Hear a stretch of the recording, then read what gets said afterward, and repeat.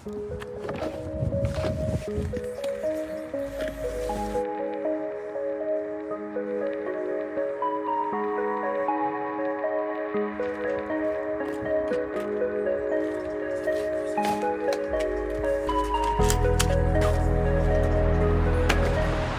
so we have the new iPhone 15 Pro and Pro Max here. I've gone with the natural titanium for the 15 Pro, which I think will be quite a surprise for some people because I always go for the black phones. This will actually be the first time I don't use a black phone like since I've started buying iPhones. We also had the 15 Pro Max in black titanium. But yeah, let's get straight into unboxing these two.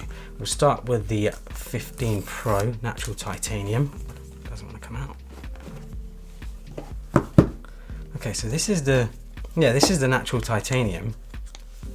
Oh, okay, it looks more silvery than I expected actually, but the sides look incredible on this.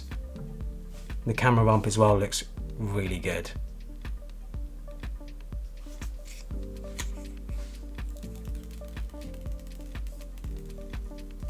The edges are much softer than they are on the 14 Pro. Much softer. It doesn't have the sort of sharp edges that the 14 Pro had with the stainless steel sides. I actually really like it. It looks more silvery than sort of a natural color, but I think it looks awesome. It does look really nice. We'll unbox the other one as well so that you guys can see the colors. Right, so let's do the other one.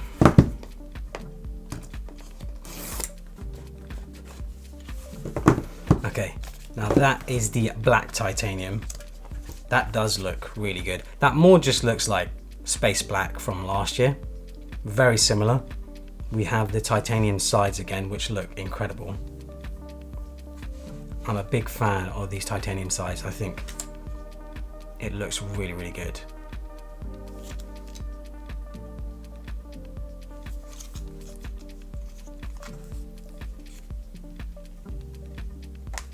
Again, much softer edges on the 15 Pro Max. One big difference with the 15 Pro Max compared to the normal 15 Pro is that you have the 5x or equivalent to 120mm telephoto lens on this, well, telephoto camera.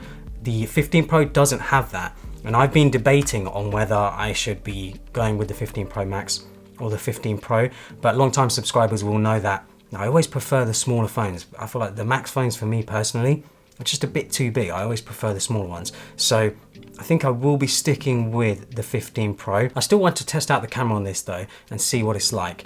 But yeah, when I have them side by side, I do just much prefer the size of the standard 15 Pro. I just find the Max a bit too big. In the box, yeah, nothing really interesting. Stickers, SIM card pin, because in the UK, in the EU, we do still have the SIM card slot. And then of course, we have the big change, which is USB-C. So now we have USB-C on both ends for the cables.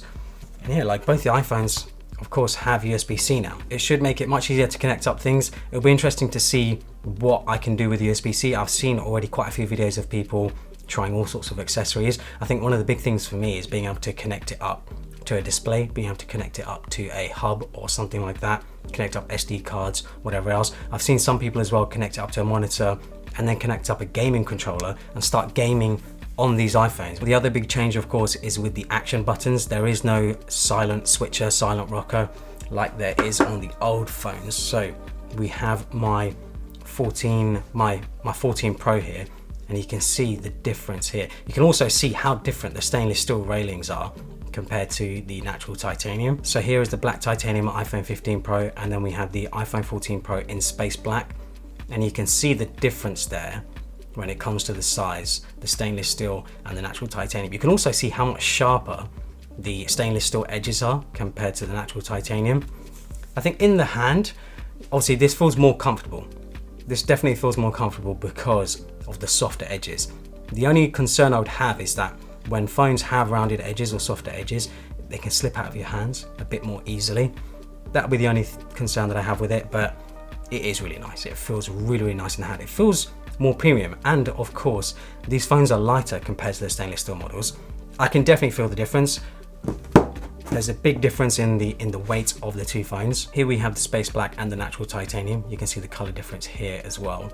The Natural Titanium really does look incredible. It's just so different from the Space Black. Let's get all the phones together. So we'll put the Black Titanium, we'll put the Natural Titanium, we'll put the Space Black. We also have the Space Gray 13 Pro from the year before. Wait, actually, let's line these up better.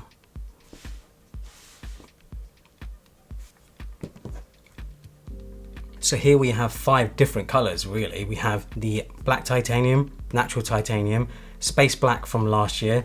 This is the iPhone 14 Pro, iPhone 13 Pro Space Gray, and then we have the iPhone 13 Mini.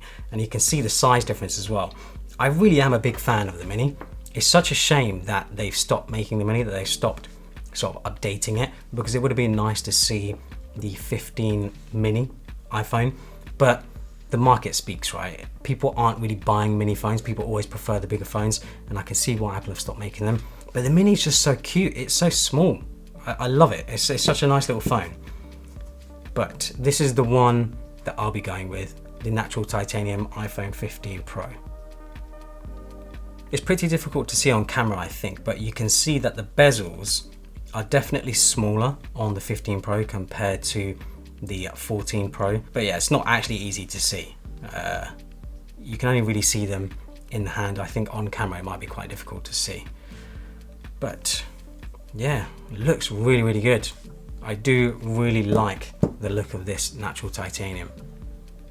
I think it looks awesome. With both of these phones having the new A17 Pro chip, they're actually as powerful, if not more powerful, than the M1 chip that you get in the M1 MacBook Air, which I think is insane. You basically have a desktop grade CPU in your iPhone, which is wild, because when it comes to editing video, editing photos, doing anything intensive on these phones, they should handle it no problem. Another thing I forgot to mention with the USB-C port is that it can handle 10 gigabits per second transfer speeds, which is actually really, really fast. Like, you can connect up an SSD and get pretty fast transfer speeds. So that's another thing with these phones. You can actually record high quality 4K ProRes video in log format directly to an SSD. So for people who are into filmmaking, photos, videos and things like that, yeah, it'll be awesome to have that, have all of your video footage on an SSD rather than taking up storage on your phone. Another feature with the USB-C port is that you can now charge other devices with it. It's not very powerful though. I think it only does like 4 watts from what I can remember.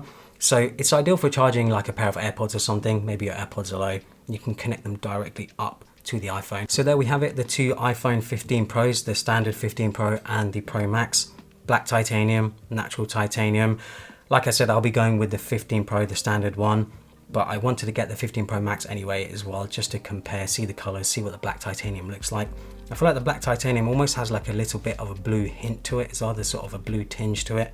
But I really do like the look of this as well. I think this is gonna be pretty awesome to use day to day. If you've bought an iPhone 15 or 15 Pro, let me know which color you've gone for, or which color is your favorite. There are 2 other colors as well. I only have 2 colors here, the Natural Titanium and the Black Titanium. So yeah, let me know which one is your favorite. So another thing I did buy is the fine woven case from Apple. People who are long-time subscribers will know that I always go for the leather cases when it comes to getting a case for my iPhone, but there's no leather cases this year.